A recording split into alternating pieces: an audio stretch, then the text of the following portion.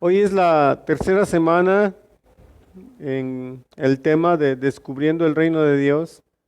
La primera semana compartí el tema con el énfasis de la confrontación y hablaba sobre la confrontación del reino de Dios con el reino de las tinieblas, y los dioses que gobernaban Egipto, incluido el faraón.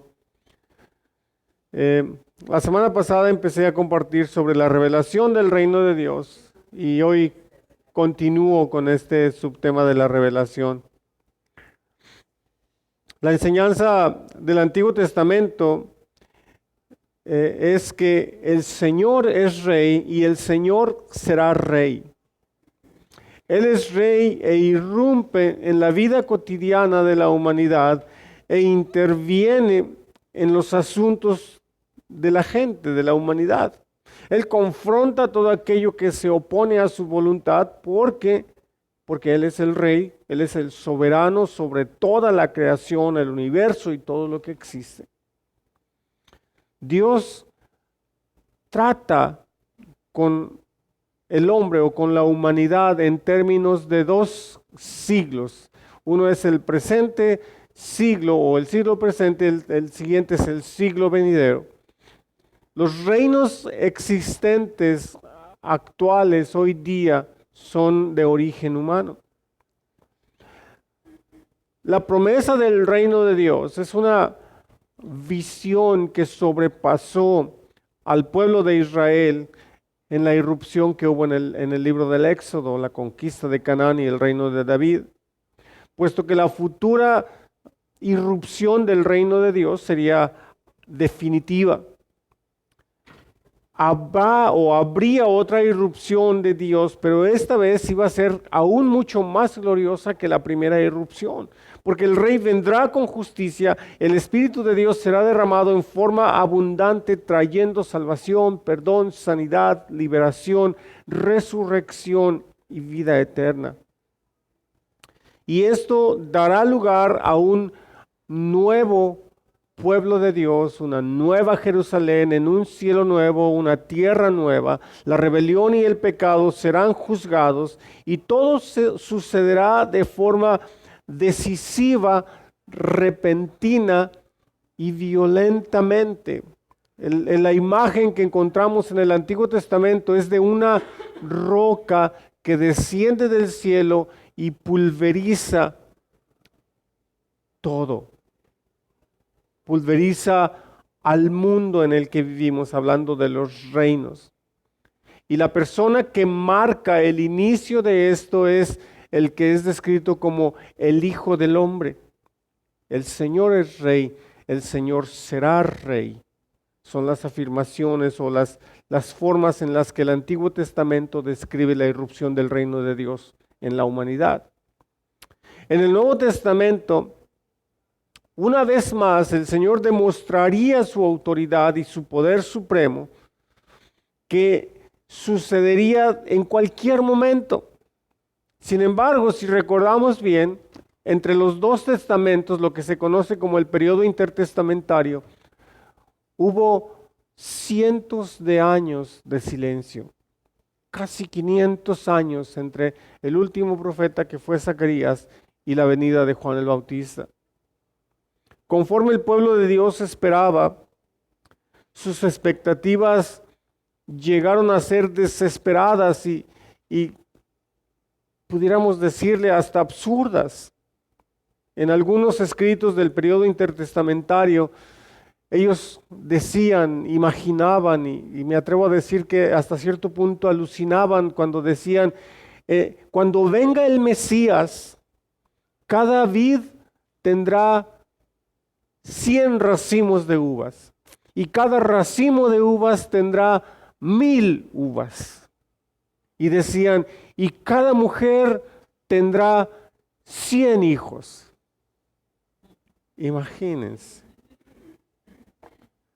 ¿Cómo les fue con 1, 2 o 3 o 4 o 5? Imaginen 100.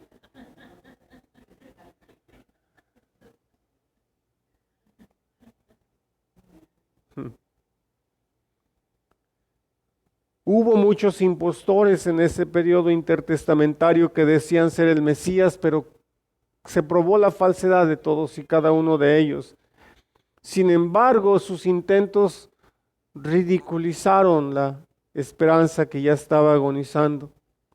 Muy pocos mantuvieron la esperanza de la venida del reino de Dios y fueron conmovidos por el nacimiento de Juan el Bautista y Jesús. Ellos eran literalmente las últimas llamas de un fuego que casi se había apagado. Entre ellos Zacarías y Elizabeth, por supuesto, los padres de Juan el Bautista. Y también Simeón y Ana, si recuerdan, que fueron a bendecir a Jesús cuando fue presentado en el templo. Se levantó un profeta en el desierto y por primera vez en casi 500 años el pueblo de Dios escuchó una voz con autoridad. Sus palabras eran de juicio y promesa y era un eco a aquellas palabras que fueron pronunciadas por los profetas del Antiguo Testamento. Su llamado era que el pueblo debía de arrepentirse porque el tiempo era corto. Y después de él anunció, vendrá aquel que habrá de venir. Juan anunció el evento del reino de Dios en términos que hablaban inconfundiblemente del día del Señor. El día del Señor ya era inminente. Lucas capítulo 3, versículo 9 dice, es más, esta era la urgencia de Juan, es más, el hacha ya está puesta a la raíz de los árboles, y todo árbol que no produzca buen fruto será cortado y arrojado al fuego. Era tan inminente el anuncio de Juan que lo describía así, ya está el hacha allí a la raíz de los árboles. Mientras Juan predicaba el arrepentimiento que requería un cambio moral, llegó Jesús.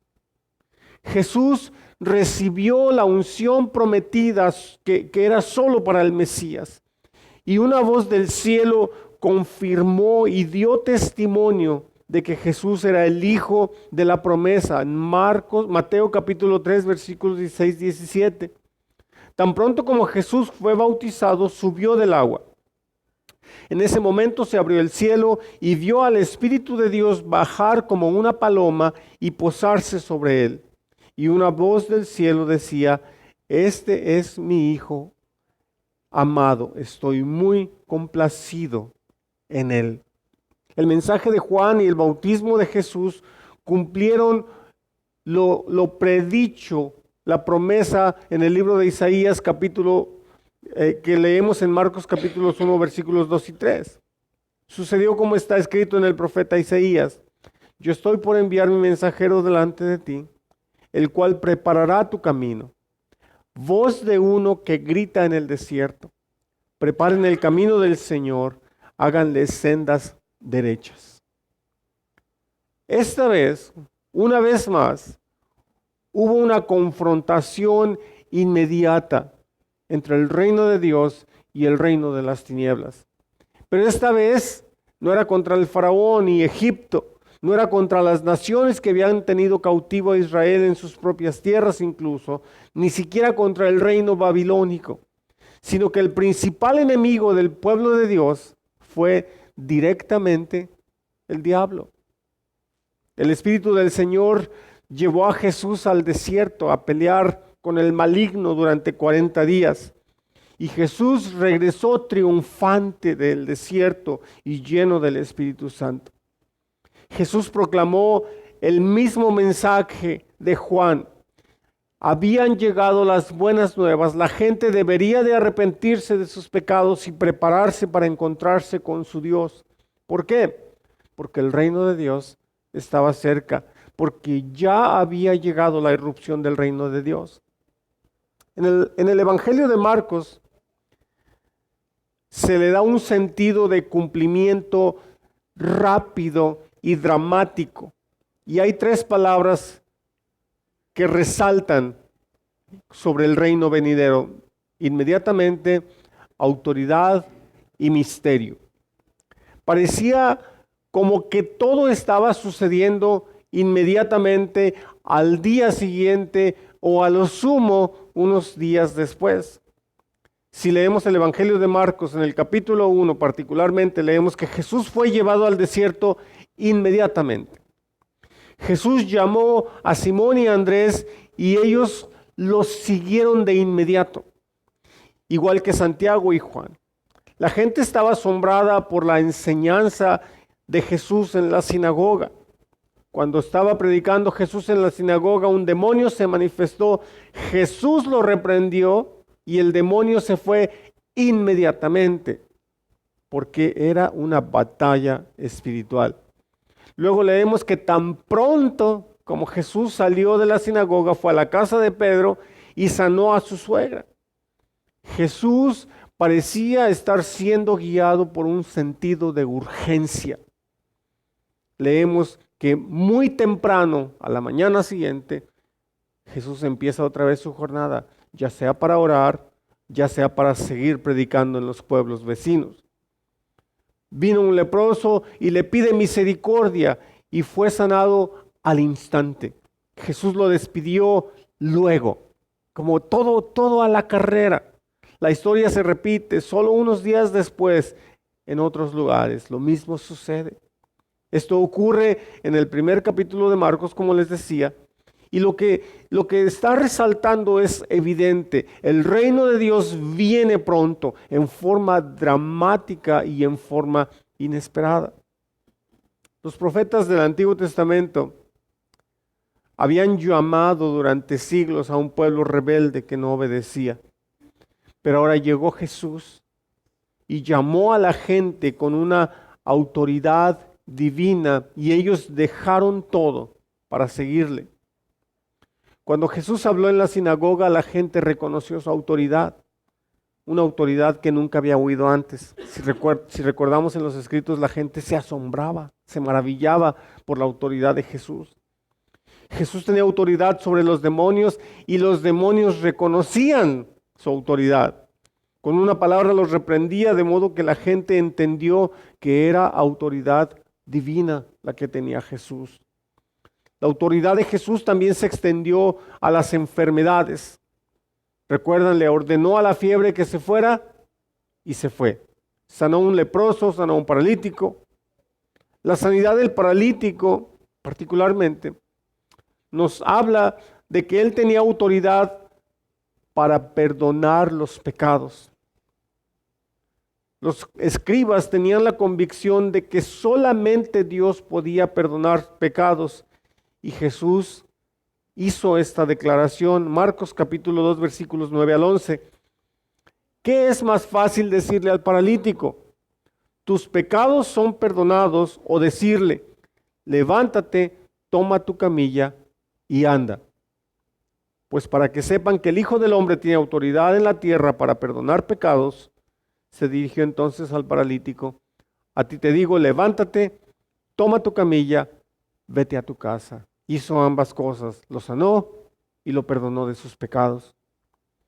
Daniel profetizó sobre el Hijo del Hombre, un hombre celestial que vendría a la tierra con la autoridad de Dios. El reino de Dios se había acercado. Su autoridad irrumpía y destruía todo lo que se interponía en su camino. Cuando Jesús calmó la tempestad, se nos revela la autoridad que proviene de Dios mismo. De modo que los discípulos preguntaron en Marcos capítulo 4, versículo 41, ¿quién es este que hasta el viento y el mar le obedecen?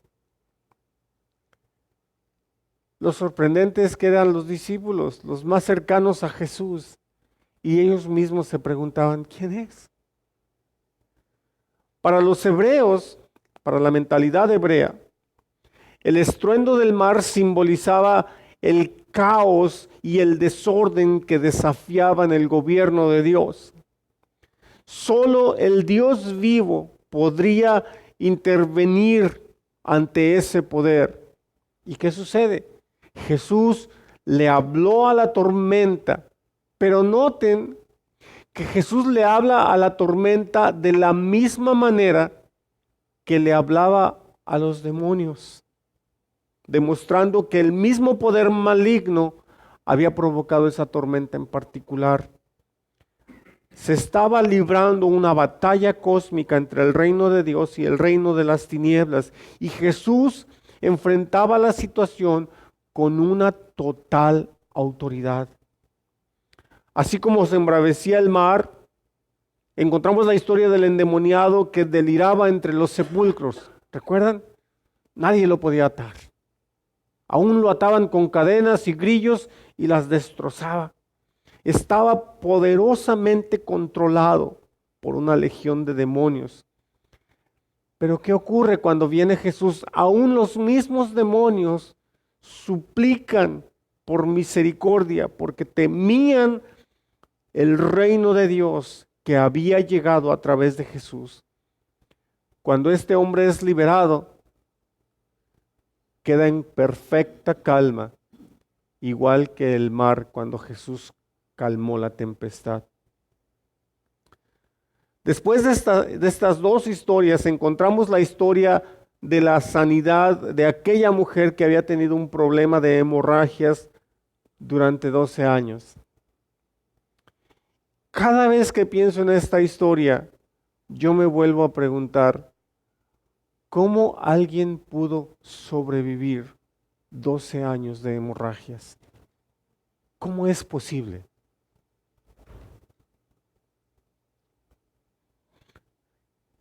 Cuando ella tocó a Jesús, salió poder de él y demostró que esa autoridad era permanente en Jesús, no era algo esporádico. Marcos capítulo 5, versículo 34. Hija, tu fe te ha sanado, le dijo Jesús. Vete en paz y queda sana de tu aflicción. La mujer se había acercado a Jesús mientras Jesús estaba respondiendo a las súplicas de Jairo. Jairo vino para pedirle a Jesús que sanara a su hija. La niña murió mientras Jesús estaba hablando con la mujer, pero inmediatamente Jesús también demostró tener poder y autoridad sobre la muerte. Y leemos que todos se asombraron grandemente en Marcos capítulo 5, versículos 40 en adelante.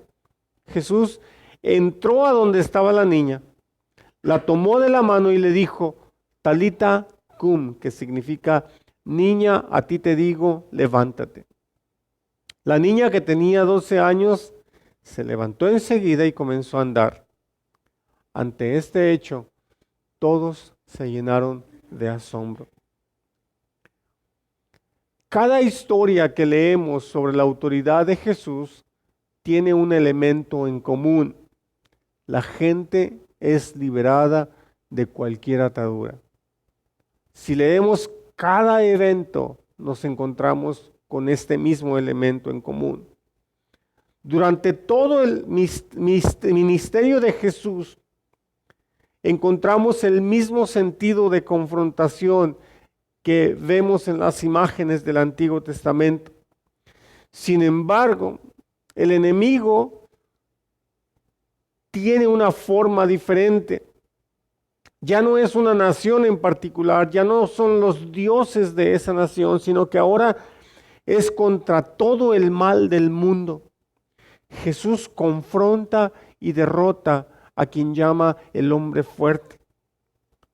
Todo sobre Jesús nos indica que el juicio final había llegado. Sin embargo, de forma extraña, otros aspectos del ministerio de Jesús parecen indicar que el reino de Dios todavía no llegaba. Todos los eventos en la vida de Jesús y sus confrontaciones con el maligno hacían que la gente se preguntara, ¿y este quién es? ¿Qué es lo que está pasando? Pero al ver nosotros a Jesús nos damos cuenta de que todas sus acciones, todas y cada una de sus acciones hablan del cumplimiento de la promesa del reino. Y lo entendemos un poco más todavía cuando leemos sobre la alimentación de la multitud. Jesús, él declaró ser el buen pastor, alimenta a la multitud en el desierto. Las 12 canastas llenas de sobras hablan de la abundancia desbordante. Y los 12 discípulos nos hablan del nuevo pueblo de Dios o la nueva nación de Dios. Después de que ocurre la multiplicación de los panes, si seguimos leyendo la historia, nos encontramos con que Jesús una vez más vuelve a calmar la tempestad. Pero esta vez Jesús demuestra su poder y su autoridad sobre la naturaleza en una forma todavía más dramática, porque camina sobre el agua. Y otra vez los discípulos estaban asombrados. Marcos capítulo 6 dice: subió entonces a la barca con ellos y el viento se calmó. Estaban sumamente asombrados porque tenían la mente embotada y no habían comprendido lo de los panes. Otra vez vuelvo a decir, y eran los 12 más cercanos a Jesús que de los demás. Imaginen. Si hubieran entendido que la alimentación de la multitud revelaba que Jesús era el Mesías, ya no se hubieran sorprendido tanto con su dominio sobre la naturaleza.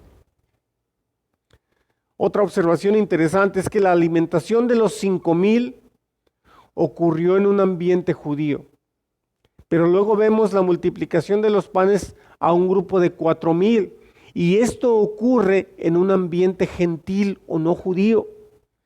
Esto estaba dando cumplimiento a lo que dijo el profeta Isaías, que la salvación mesiánica se habría de extender más allá del pueblo de Israel hasta abarcar el resto de las naciones. De esta forma, los evangelios dan testimonio de que el reino de Dios llegó con Jesús. Lo que tanto había estado esperando el pueblo de Israel ahora estaba sucediendo. Sin embargo, había muchas cosas misteriosas y difíciles de entender en Jesús, pues Él no revelaba de forma abierta algunas de esas cosas.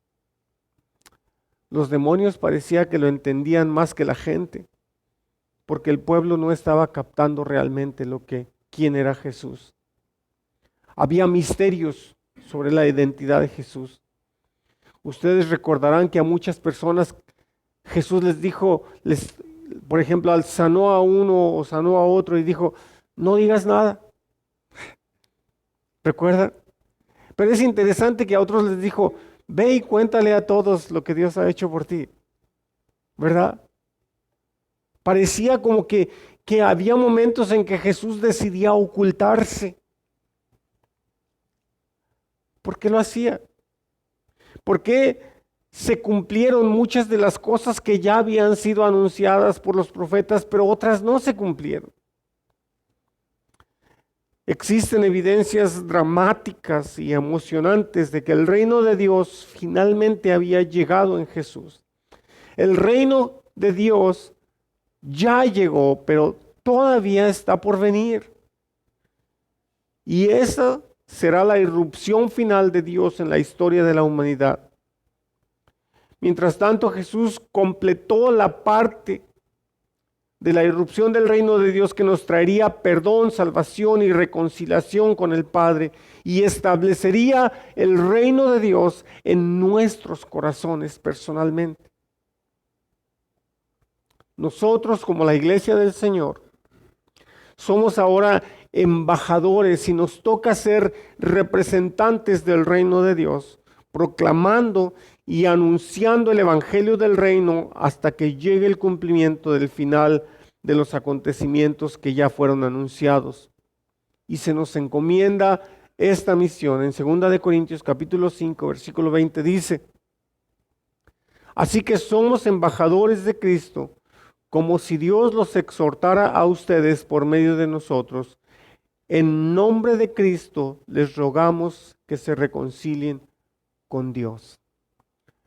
En mi primer tema, el llamado final que les compartí fue: busquen primero el reino de Dios y su justicia. La semana pasada, el llamado fue que nuestra oración sea: venga tu reino y hágase tu voluntad como en el cielo, aquí en la tierra. Pero aún más allá, venga tu reino y hágase tu voluntad como en el cielo, en mi vida, en mi casa, en mi familia, en mi economía, en mi trabajo, en mi escuela, en todo lo que es nuestra vida. El llamado de hoy es: somos embajadores de Cristo y en nombre de Cristo les rogamos que se reconcilien con Dios. Yo les doy este llamado a ustedes en nombre de Cristo: reconcíliense con Dios. Y todos juntos, como la iglesia, podemos llamar a la gente a nuestro alrededor y decirle: reconcíliate con Dios. Esto no se trata de una religión, se trata de una fe y una relación o una comunión con el Señor. Reconciliémonos con Dios. Oremos. Te damos gracias, Señor, por tu amor. Te damos gracias por tu fidelidad. Te damos gracias por tu misericordia y tu bondad. Te damos gracias porque nos das gracia sobre gracia. Te pedimos que venga tu reino a nuestra vida, a cada aspecto de nuestra vida, y que se haga tu voluntad en nuestros corazones. Que nos permitas, Señor, ser representantes fieles y dignos de tu reino, ser los embajadores que tú deseas que seamos, y que tomemos la iniciativa y animemos a la gente a nuestro alrededor, a tiempo y a destiempo, a reconciliarse contigo. Anhelamos, Señor, ser agentes de reconciliación, ser agentes de paz y ayudar en toda la capacidad que tú nos das a que los demás se reconcilien contigo. Te damos gracias por tu palabra, te damos gracias por tu bendición, te damos gracias por tu presencia en el nombre de Jesús. Amén.